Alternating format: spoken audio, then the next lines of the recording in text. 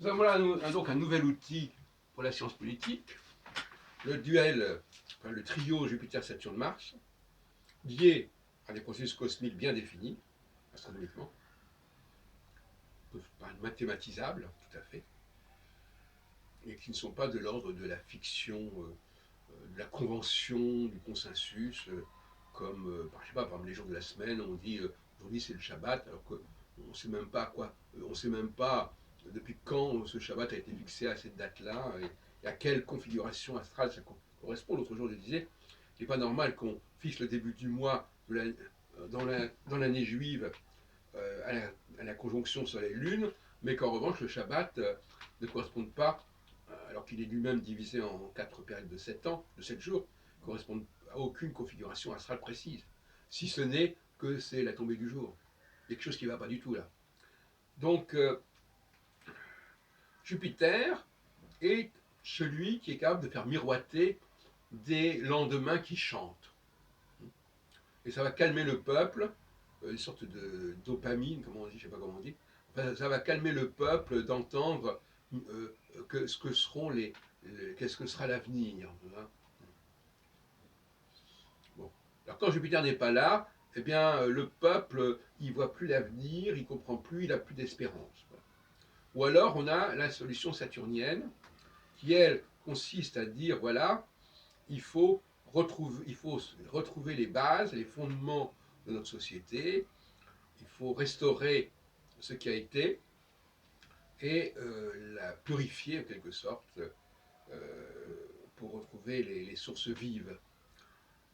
Saturne, c'est un sourcier, quelqu'un qui cherche les énergies dans l'histoire, qui ne projette pas un changement comme ça, qui serait de l'ordre d'un volontarisme ou d'un juridisme. Voilà, il suffit de baguette magique, du droit, voilà, on décide ceci, on décide cela, et puis ça devient une réalité.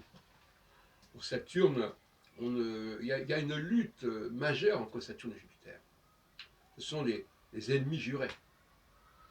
Saturne est l'adversaire principal de Jupiter, et Jupiter s'oppose et se confronte à Saturne en permanence.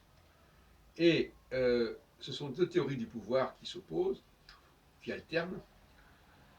Et quand les deux se neutralisent ou quand elles deux sont faibles, parce que dans un cycle, il y a toujours des moments faibles, qui sont d'ailleurs à peu près la même durée que les moments forts, eh bien c'est le troisième larron qui en profite, c'est Mars. Et c'est ce qui se passe avec les Gilets jaunes actuellement. Le troisième larron qui, lui, il est dans le présent, il est dans la violence, et il est également très féminin. On a noté, beaucoup d'observateurs ont noté la présence, l'investissement, l'engagement des femmes dans cette affaire, parce que ce qui est martien, ça attire les femmes. Alors ce qui est martien, on me dira, oui, mais Mars, il peut être masculine. Eh bien non, non. Moi j'ai d'ailleurs dit depuis longtemps que Mars était en fait contre Minerve, parce que la première déesse, le premier dieu de la guerre, historiquement c'est Minerve, Pallas Athéna, Minerve, et non pas Mars. Donc c'est une planète féminine, Mars en fait. Et c'est une planète de la meute, de la foule, de mob en anglais, disons. Donc effectivement, voilà, c'est le déferlement. Les femmes n'existent que dans le déferlement, dans le collectif. Quand vous discutez avec une femme, elle vous parle toujours des femmes, du mouvement féminin. Elle ne s'affirme jamais individuellement. Toujours une approche comme ça, globale, collective, face à des leaders qui, eux, sont des personnalités bien trempées, aussi bien chez les Jupitériens que chez les Saturniens.